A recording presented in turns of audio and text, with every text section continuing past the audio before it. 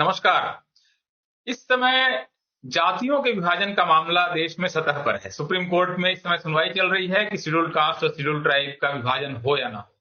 लेकिन विभाजन का एक इससे भी बड़ा और बहुत गंभीर मसला देश के सामने है और उस पर इस समय गंभीरता से चर्चा होनी चाहिए। वो है पिछड़े वर्गों के विभाजन का मामला। और इस विषय में बात करने के लिए हमारे साथ एक्सपर्ट के तौर पर, शिक्षक के तौर पर मौजूद हैं अरविंद निषाद जी, जो बिहार में अति पिछड़ा वर्गों की स्थिति के बारे में आकलन करने के लिए बनी डेडिकेटेड कमीशन, जो कि निकाय चुनावों से संबंधित थी, उसके सदस्य रहे हैं और इस विषय के बहुत अच्छे जानकार हैं। बहुत बहुत स्वागत है अरविंद जी। नमस्कार, धन्यवाद जी। तो आप सबसे पहले तो हमें ये बताइए कि जो पिछड़ा वर्ग है, इसका विभाजन होना चाहिए, इसका दार्शनिक आधार क्या है, फिलोसॉफिकल आधार क्या है, क्यों विभाजन होना चाहिए? देखिए, देश में पिछड़े वर्गों के विभाजन का इतिहास बिहार से शुरू होता है। बिहार में कांग्रेसी हुकूमत के दरमियान बिहार के एक राजनेता मुंगेरी लाल हुआ करते थे। उनके नेतृत्व में कांग्रेसी हुकूमत ने एक आयोग गठित किया, मुंगेरी लाल आयोग, और उस आयोग को यह जिम्मा दिया गया कि बिहार में जो पिछड़े वर्ग के लोग हैं उनकी सामाजिक और शैक्षणिक रूप से क्या अवस्था और स्थिति है, इसकी जांच कर सरकार को रिपोर्ट दे। मुंगेरी लाल जी ने बहुत अथक मेहनत प्रयास के बाद 5 साल तक उन्होंने पूरे राज्य के सभी जिलों का दौरा किया, जिसमें झारखंड भी शामिल था। एक जिलों में जाकर के पिछड़े वर्ग के लोगों की स्थिति का आकलन किया और 5 वर्षों के बाद उन्होंने राज्य सरकार को अपनी रिपोर्ट दी। उस रिपोर्ट को तत्कालीन सरकार ने ठंडे बस्ते में डाल दिया। उसके बाद जननायक कर्पूरी ठाकुर जी 1977 में बिहार के मुख्यमंत्री बनाए जाते हैं, जो स्वयं दबे कुचले समाज से आते थे। उन्होंने इस आयोग की रिपोर्ट को संज्ञान में लिया और मुंगेरी लाल आयोग ने जिन अनुशंसाओं को किया था, उस अनुशंसा को आधार बनाते हुए बिहार में पिछड़े वर्गों के लिए पहली बार आरक्षण की व्यवस्था सुनिश्चित की। उसमें पिछड़ा और अति पिछड़ा वर्ग 2 कोटि निर्धारित किया सरकार ने। स्वयं मुंगेरी लाल आयोग ने भी आयोग के रिपोर्ट में 2 वर्गीकरण किया था, पिछड़े वर्गों के लिए अलग से और अति पिछड़े वर्गों के लिए अलग से। जी। बाद के दिनों में जननायक कर्पूरी ठाकुर जी ने जब इस आरक्षण को लागू किया तो पूरे देश में इस मॉडल की आलोचना हुई। लेकिन वर्तमान संदर्भ में आज आप देखेंगे तो जननायक कर्पूरी ठाकुर जी का जो आरक्षण फॉर्मूला था, उसको आज केंद्रित करते हुए केंद्र की सरकार और देश के विभिन्न राज्यों की सरकारों ने इसको अपने अपने यहाँ लागू किया है। यहाँ पे सवाल उठता है अरविंद जी, सॉरी मैं इंटरप्ट कर रहा हूँ, कि बिहार के बारे में आपने बहुत विस्तार से बताया कि किस तरह से ये पूरा एक विभाजन होना चाहिए ताकि न्याय नीचे तक पहुंचे, उसकी एक परिकल्पना थी और मुंगेरी लाल कमीशन से लेकर कर्पूरी ठाकुर तक का इतिहास आपने बताया। अभी इसकी वर्तमान में स्थिति क्या है, इसका भी आपसे मैं एक ब्यौरा में चाहूंगा कि आप बताएं कि इस समय देश में क्या स्थिति है, इसकी केंद्र में क्या स्थिति है, अगर आप इसको बता सकें। केंद्र की सरकार नरेंद्र मोदी जी के नेतृत्व में पिछले 2017 में 2 अक्टूबर 2017 को भारत सरकार ने दिल्ली उच्च न्यायालय की मुख्य न्यायाधीश रही जी रोहिणी कमीशन का गठन किया। उस कमीशन को 6 महीना का वक्त दिया गया कि 6 महीना के अंदर आप देश भर में पिछड़े वर्गों की स्थिति का आकलन कर सरकार को रिपोर्ट दे, ताकि कैसे पिछड़े वर्गों में जो ज्यादा पिछड़े हैं जी सामाजिक और शैक्षणिक रूप से उनके लिए कुछ व्यवस्थाएं की जाए। जी रोहिणी कमीशन को 13वीं विस्तार मिला और 5 वर्षों के बाद 21 जुलाई 2023 को मौजूदा राष्ट्रपति श्रीमती द्रौपदी मुर्मू जी को अपना रिपोर्ट सौंप दिया और उस रिपोर्ट में भारत सरकार से आग्रह किया है कि देश में जो पिछड़े वर्गों में ज्यादा पिछड़े हैं उनकी 1-2 नहीं, संभवतः 3 या 4 श्रेणियों में विभाजित करने का उन्होंने रिपोर्ट दिया है। संभवतः इसलिए मैं कह रहा हूं कि रिपोर्ट सार्वजनिक नहीं हुई है।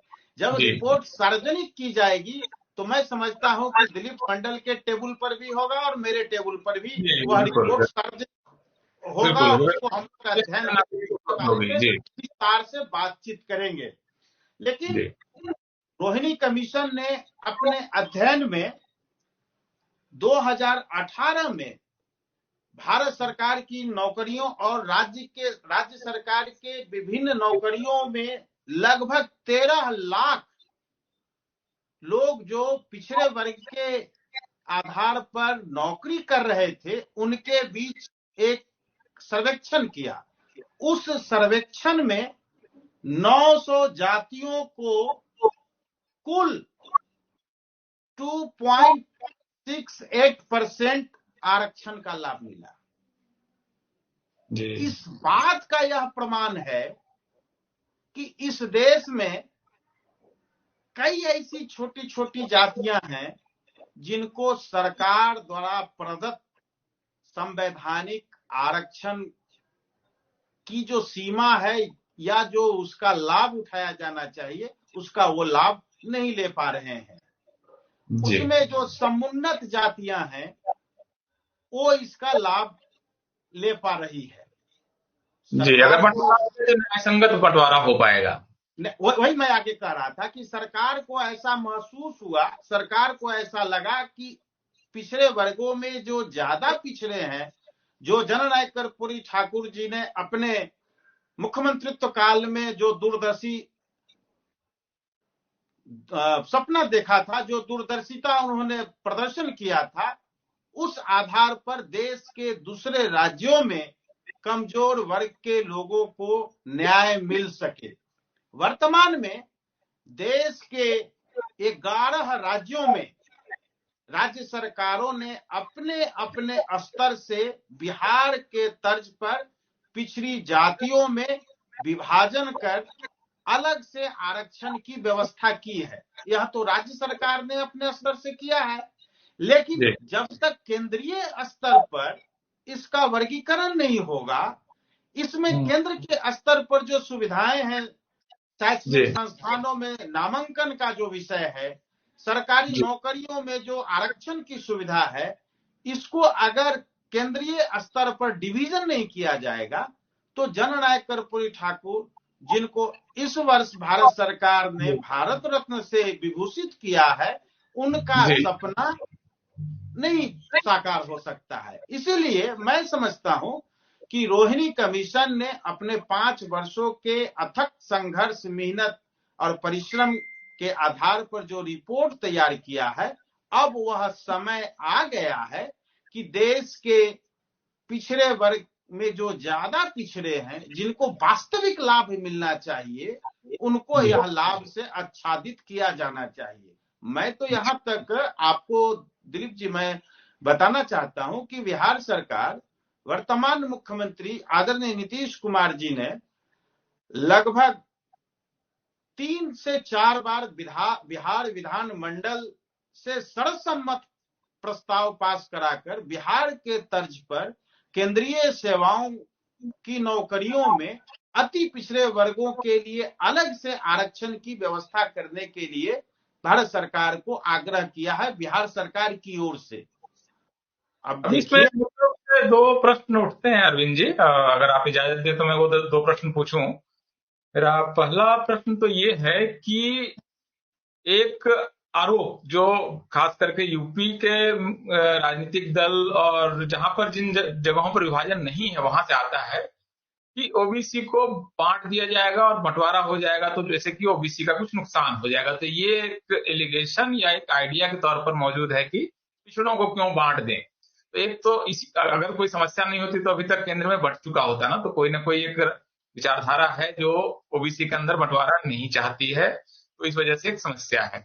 दूसरा है कि ये सारा कार्य बिहार में तो आप लोगों ने जाति जनगणना करा दी और बहुत पायनियरिंग स्टेट है, बहुत इस मामले में प्रगतिशील राज्य है। लेकिन केंद्र में बगैर जाति जनगणना के जो अधूरे कच्चे और या पक्के जो भी आंकड़े उसके आधार पर रोहिणी कमीशन ने अपनी रिपोर्ट दी है। तो आपको नहीं लगता है कि ये मामला फिर उलझ जा सकता है? तो ये दो प्रश्न मेरे हैं। पहला तो कि क्या ओबीसी का बंटवारा कोई ऐसी चीज है जिसको विवादास्पद माना जाए, और नंबर 2, जाति जनगणना के बगैर अगर इस कार्य को किया जाएगा तो क्या कोई समस्या आ सकती है?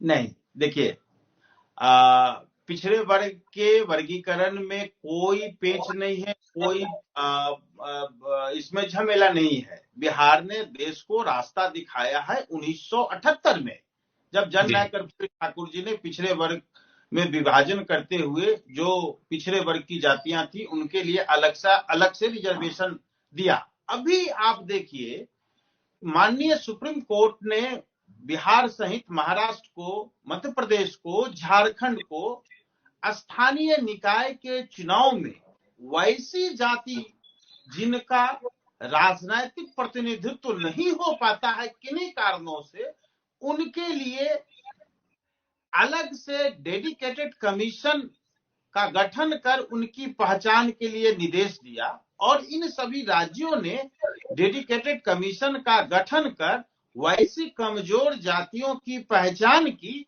और उसके आधार पर बिहार और मध्य प्रदेश और महाराष्ट्र में चुनाव संपन्न कराए जा चुके हैं। जिस मुझे सौभाग्य है कि बिहार सरकार ने मुझे उस डेडिकेटेड कमीशन में सदस्य के तौर पर नामित किया और हम लोगों ने प्रयास किया वैसे समूह, वैसी जातियों को प्राथमिकता के आधार पर उनका हम लोगों ने सर्वेक्षण किया और आज उनको नगर निकाय के चुनाव में आरक्षण का लाभ मिला। तो जब सुप्रीम कोर्ट कह रही है कि वैसी जातियां जिनका राजनीतिक प्रतिनिधित्व नहीं हो पाया है उनके लिए आप आरक्षण की व्यवस्था कीजिए, तो ठीक उसी प्रकार देश की नौकरियों में, केंद्रीय स्तर की नौकरियों में कमजोर समाज के लोगों के लिए आपको उपाय तो ढूंढना ही पड़ेगा। और उस उपाय के लिए रोहिणी कमीशन ने जो अपना रिपोर्ट दिया है, उस रिपोर्ट के आधार पर आरक्षण की जो वर्तमान व्यवस्था है उस व्यवस्था में कैटेगराइजेशन यानी वर्गीकरण किया जा सकता है। यह कहीं से कोई संवैधानिक व्यवस्था में कोई पेच नहीं है, कोई अड़चन नहीं है, बल्कि संविधान न्याय संगत व्यवस्था, सुसंगत व्यवस्था करने का जो वैज्ञानिक आधार देता है उस आधार पर रोहिणी कमीशन का जो अनुशंसा है उस अनुशंसा को लागू किया जा सकता है। आपको मैं बताऊं कि आदरणीय राजनाथ सिंह जी जब उत्तर प्रदेश के मुख्यमंत्री थे तो उन्होंने उस जमाने में हुकुम सिंह आयोग का गठन किया था।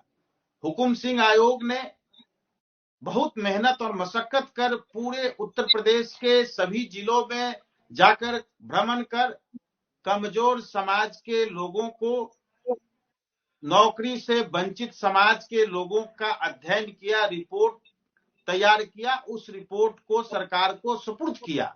लेकिन किन्हीं कारणों से वह रिपोर्ट नहीं लागू हो सकी।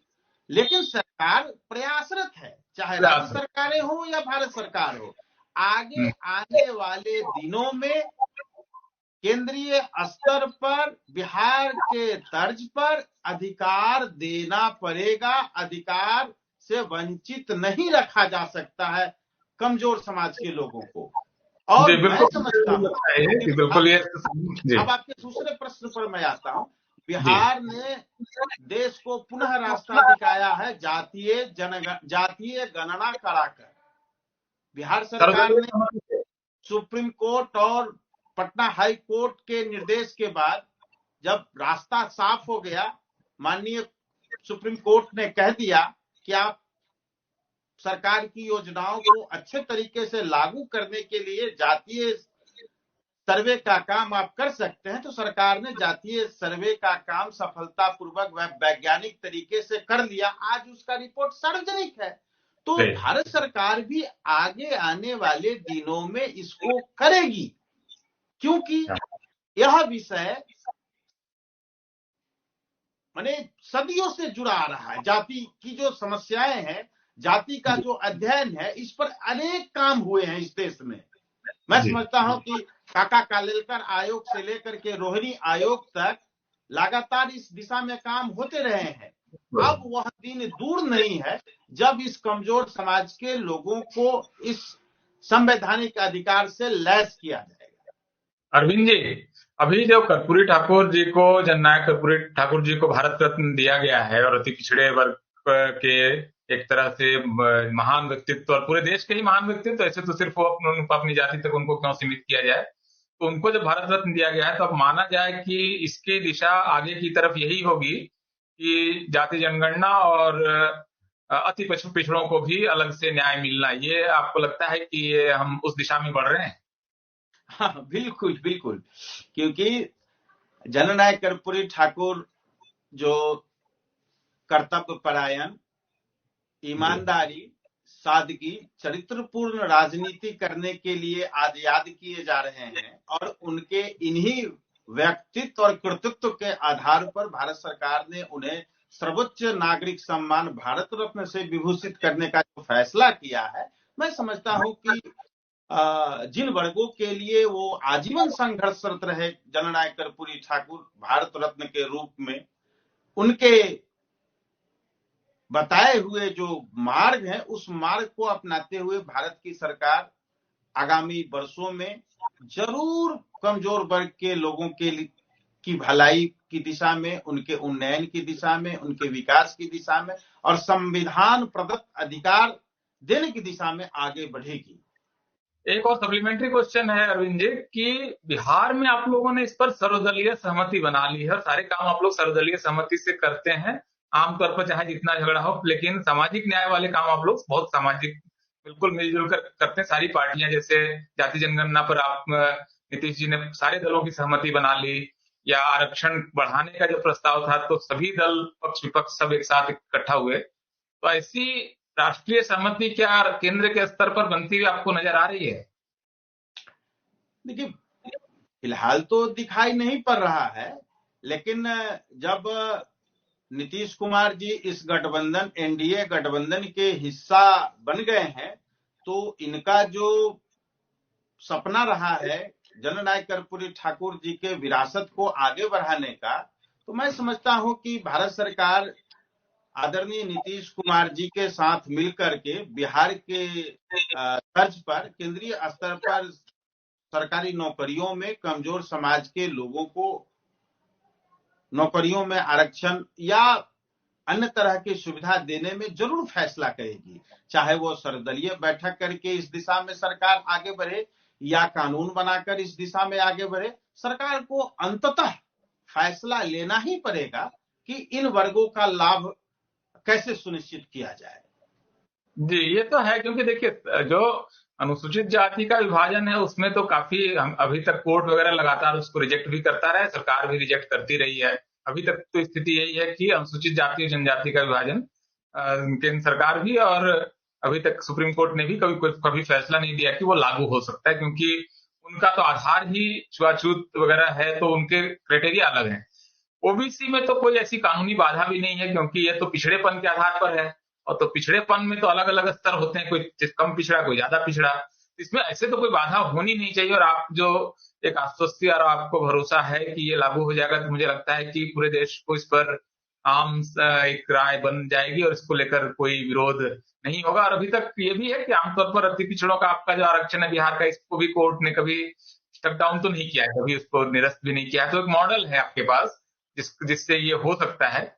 इसमें जो एक मेरा एक तरह से आखिरी सवाल ही है कि जिस बुद्धि विवेक से इस काम को मुंगेरीलाल कमीशन से लेकर कर्पूरी ठाकुर और बाद में फिर बिहार के तमाम मुख्यमंत्री इसको लेकर आए, इस कार्य को केंद्र में भी हम लोग उम्मीद करते हैं कि ये कार्य हो पाएगा, क्योंकि इसको हुए बगैर सामाजिक न्याय को नीचे कैसे ले जाएंगे? बहुत सारे लोग तो फिर बहुत सारी जातियों के अफसर कोई बनेगा ही नहीं, तो ये बुरा है। तो इसको आप एक तरह से समराइज कीजिए कि ये जो ऐसे लोग जो राजनीतिक पेचीदगियों में कम पड़ते हैं, उनको सरल भाषा में बताइए कि ये क्यों विभाजन होना चाहिए। इसका आप इसका एक आधार प्रस्तुत करें तो हमारे दर्शकों को सुविधा होगी। देखिए, जैसा कि मैंने आपको बताया कि रोहिणी आयोग ने 13 लाख सरकारी नौकरियों का एक अध्ययन किया। उस अध्ययन में पाया गया कि लगभग 1000 ऐसी जातियां जिनका सरकारी नौकरियों में 2.68% उनका प्रतिनिधित्व है। जी। तो इस बात का यह प्रमाण है कि वैसी जातियां जो आरक्षण जिनको मिली हुई है, लेकिन शैक्षणिक रूप से इतने उन्नत नहीं है, शैक्षणिक रूप से इतने वो मजबूत नहीं है कि इसमें जो उन्नत जातियां हैं उनसे वो कंपटीशन कर सके। इसलिए मैं समझता हूं कि जो इसमें ज्यादा पिछड़े हुए लोग हैं, ये या ज्यादा पिछड़ा हुआ जो समूह है, जातियां हैं, उनको अलग से आरक्षण देने की जो व्यवस्था की जाएगी, उस व्यवस्था से इनका जो विकास होगा, उस व्यवस्था से इसमें जो आत्म इनका ये विश्वास बढ़ेगा, आत्मविश्वास बढ़ेगा, इनका प्रतिनिधित्व बढ़ेगा। तो मैं समझता हूं कि ये इनके लिए सुसज्जित होगा और इनको संविधान प्रदत्त अधिकार से लैस किया जाएगा। और मेरा तो ऐसा मानना है कि वह दिन दूर नहीं जब हम लोग निकट भविष्य में बिहार ने जो मॉडल प्रस्तुत किया है उसके आधार पर भारत सरकार अविलंब अति शीघ्र रोहिणी कमीशन के रिपोर्ट के आधार पर पिछड़े वर्गों में जो वर्गीकरण की दिशा में काम करना है उसको करेगी। जी, मुझे भी लगता है, और मैं तो बल्कि कामना भी करता हूं कि जो न्याय है वो आखिरी आदमी तक पहुंचे, और खास करके जब पिछड़ेपन के आधार पर ओबीसी कैटेगरी बनी है, तो पिछड़ेपन के चूंकि अलग अलग स्तर हैं, तो उसमें ओबीसी उसमें दिलीप जी उसमें दिलीप जी एक उसमें जो पिछड़ेपन में ज्यादा जो पिछड़े लोग हैं वो शैक्षणिक रूप से ज्यादा पिछड़े हैं, सामाजिक रूप से भी ज्यादा पिछड़े हैं। उन्हीं लोगों को तो चिन्हित किया गया है रोहिणी कमीशन में, और वैसे लोगों को चिन्हित करके 5 वर्षों में मुझे याद है कि जब रोहिणी कमीशन बिहार, झारखंड और उड़ीसा इस 3 राज्यों की बैठक रांची में किया था, और बिहार से पिछड़े वर्ग के सदस्य के तौर पर जगनारायण सिंह यादव जो तत्कालीन सदस्य के तौर पर काम कर रहे थे, उन्होंने बिहार सरकार की ओर से वहां रिप्रेजेंटेशन दिया और बिहार के तर्ज पर जो डिवीजन है, वर्गीकरण है, उसको आधार बना करके वहां उन्होंने इस बात को उल्लेख किया और रोहिणी कमीशन के समक्ष यह प्रस्ताव दिया कि बिहार ने जो डिवीजन किया है उसको आधार बनाते हुए इसको राष्ट्रीय स्तर पर लागू किया जाना चाहिए। बिल्कुल, मुझे भी लगता है कि एक मॉडल है, और बहुत सक्षम और कार्यकारी मॉडल है बिहार मॉडल, और इसके अलावा तमिलनाडु और कई राज्य और इसको लागू कर चुके हैं और बहुत सफलतापूर्वक इसको लागू कर रहे हैं। मैं नाम अगर आप कहें तो मैं उन 11 राज्यों का मैं नाम बता सकता हूँ। कृपया बताएं, अगर तो ये थोड़ा हमारे लोगों को सुविधा भी होगी जानने में। जी, ये कौन से राज्य साहब? ये वर्तमान समय में देश के 11 राज्यों में राज्य सरकारों ने अपने यहाँ पिछड़े वर्गों में विभाजन कर रखा है, वर्गीकरण कर रखा है। उसमें पश्चिम बंगाल है, तमिलनाडु है, महाराष्ट्र है, आंध्र प्रदेश है, तेलंगाना है, कर्नाटक है, झारखंड है, बिहार है, जम्मू और कश्मीर का क्षेत्र है, हरियाणा है और केंद्र शासित प्रदेश पुडुचेरी है। इन 11 राज्यों में राज्य सरकारों ने वहां के पिछड़े वर्ग के लोगों की शैक्षणिक और सामाजिक अवस्था को ध्यान में रखते हुए इनके लिए अलग से एक मॉडल रखा है, अलग से इनके लिए वर्गीकरण किया है, ताकि राज्य सरकार की नौकरियों में, राज्य सरकार की सेवाओं में इनका लाभ उठा सके और इनका भी जीवन यापन ठीक तरीके से हो और इनका भी प्रतिनिधित्व मिल सके। आदि और एक तरह से सामाजिक न्याय की जो दो सबसे पुरानी आदि भूमि है, तमिलनाडु और बिहार, दोनों ने अगर कर दिया है तो पूरे देश को इससे सीखना चाहिए और इस दिशा में मैं उम्मीद करता हूं कि कार्य होगा। अरविंद जी, बहुत बहुत शुक्रिया, आपने एक बिल्कुल शिक्षक की भूमिका में एक पूरा पूरा डिटेल एक ब्यौरा दिया है और हमें लगता है कि जो इस विषय के को जानना चाहते हैं उनके लिए ये उनका जो ज्ञान का क्षेत्र है, क्योंकि अनुभवी व्यक्ति हैं इस क्षेत्र के, तो उनका जो ज्ञान है वो उपयोगी होगा। बहुत बहुत शुक्रिया और हम लोग फिर मिलेंगे आपसे अरविंद जी। शुक्रिया, थैंक यू। बहुत बहुत बहुत आपका धन्यवाद। और मैं समझता हूं कि इस साक्षात्कार के माध्यम से देश भर के लोग जो इस दिशा में कार्यरत हैं, इस क्षेत्र में जो लगे हुए लोग हैं, जो चाहते हैं कि पिछड़े वर्ग में जो ज्यादा पिछड़े हुए लोग हैं उनको संवैधानिक अधिकार मिले, वैसे लोग को इस वीडियो से लाभ मिलेगा। धन्यवाद, बहुत बहुत नमस्कार। धन्यवाद, थैंक यू।